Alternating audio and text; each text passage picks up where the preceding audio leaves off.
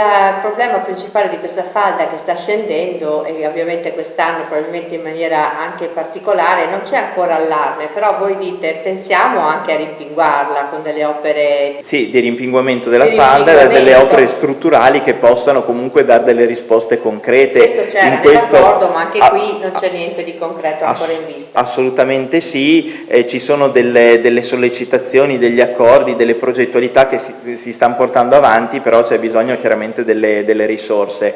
Partner sicuramente importantissimo per queste opere è il Consorzio di Bonifica, nel nostro caso il Consorzio di Bonifica Brenta, e queste opere sono fondamentali.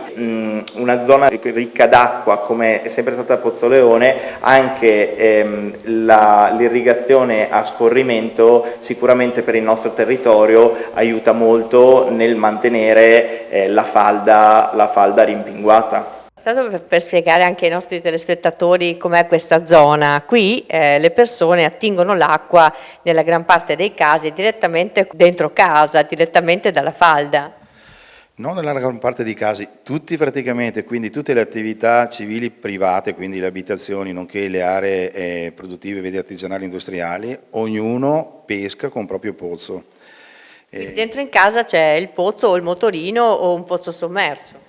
E quindi specie per le abitazioni quelle più storiche, e c'è ancora tuttora il pozzo proprio in casa, all'interno della casa, perché quando si iniziava a costruire la propria casa, la prima cosa che si faceva era il pozzo, poi attorno al pozzo si costruiva la casa. E quindi la situazione in questo paese è questa. Se si abbassa la falda, qui rimanete senza acqua paradossalmente. E quindi noi, qual è la nostra preoccupazione soprattutto adesso? È che da parte di qualcuno, per risolvere i problemi comprensibili di altre zone, se ne vanno a creare in quest'area di pari pari.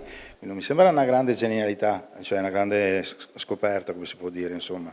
Quindi quello che chiediamo già da allora, e che credo che anche le attuali amministrazioni chiedono, sia proprio questo: nessuna contrarietà che qui si venga a prelevare dell'acqua, ma si devono fare le opere di compensazione.